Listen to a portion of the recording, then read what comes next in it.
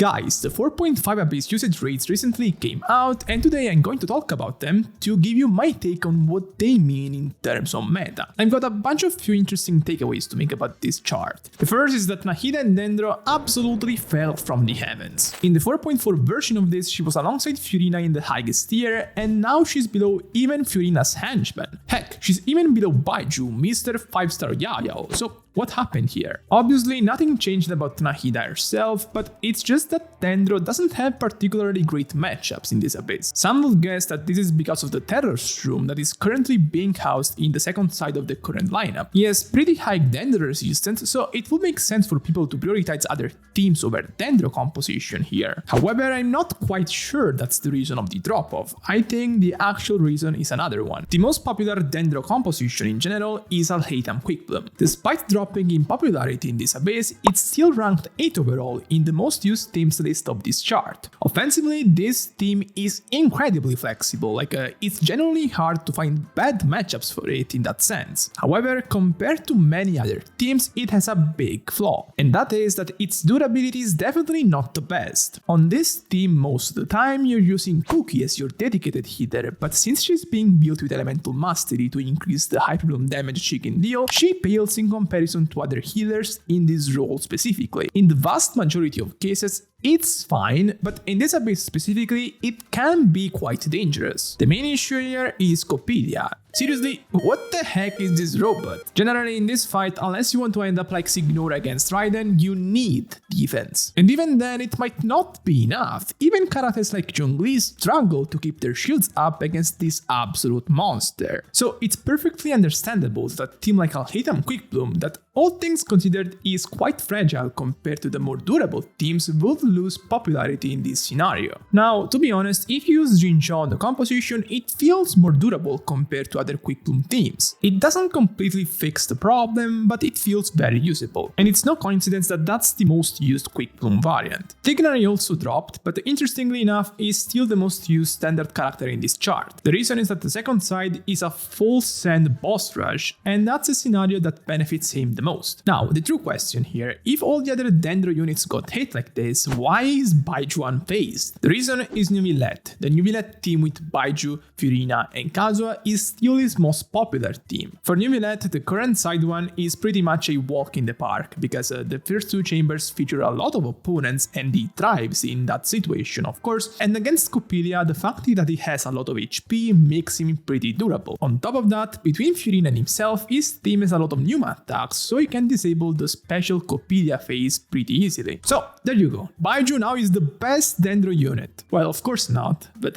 it's interesting how things can change based on the Abyss patch, yeah. Let me remind you all that if you enjoy my content but you haven't subbed yet, please consider doing so because it really helps me notice your support. Next hot topic is the rise of Geo, and of course the arrival of Chiori has a lot to do with that. However, while it's obvious that a new character will positively impact the usage rate of its teams, I don't think that's all it's going on here. For example, in this patch, Zhongli is first in usage rate overall. Wait, but those stupid theory crafters told me it was a B tier pull. Why is he the most used unit then? The reason is that there is a lot of value in the defensive utility he brings still, that's obvious. With the arrival of Furina, a lot of people, me included actually, thought that his popularity would decrease, because Furina prioritizes the presence of healers on team, and by being a shielder, it doesn't fit that meta. But even then, the fact that he's still probably the best defensive unit in the game, and also the fact that he fits in Neuvillette teams, gives him a lot of popularity. The funny thing about all of this is that people love to shit on Geo because of its poor elemental reaction potential, but in Zhongli's case it works to his benefit, because the fact that his element is neutral and can't disrupt other elemental reactions makes him more flexible than pretty much every other shielder. So it can virtually be used on every team, and this boosts his usage rate massively. The other notable case here is Navia, and interestingly enough, for her as well, I think Chiori isn't impacting things too much. At Constellation Station 0, Chiori doesn't even particularly increase Navia's team's performance compared to other top options, and Navia's most used team in this abyss doesn't even include Chiori, so the reason is clearly different. The second side features 3 static bosses, the Terror's Room, the PMA, and the small robot, whatever the hell his name is. It's not like Navia is only good in this scenario, but her best pure damage team, so the team with Bennett, specifically benefits from this situation the most. And that's because if you're facing groups of enemies or bosses that move around like the Winat, you're going to end up going out of Bennett's circle, and that loses the attack buff for Navia. Meanwhile, in the second side of the current abyss, Navia can fully retain the buffs for her entire window, and that's amazing for her. It will probably be a good opportunity to go in depth about Bennett's issues here, but I leave that for another video. About Chiori, I still have to release my post-release video regarding her, so I kinda want to leave the discussions about her for that, but I just mentioned that the double Geo teams with her and Zhongli have become kinda popular in this patch. In terms of damage dealt for characters like Huda, Xiao, Line, these double Geo cores are by no means the best option, but honestly they never have been, and still in the past with Albeit and Zhongli they've been valuable cores for people. So it's no surprise that Chiori, that is much stronger than Albedo in this core, is revitalizing this idea. I want to talk about Cryo now.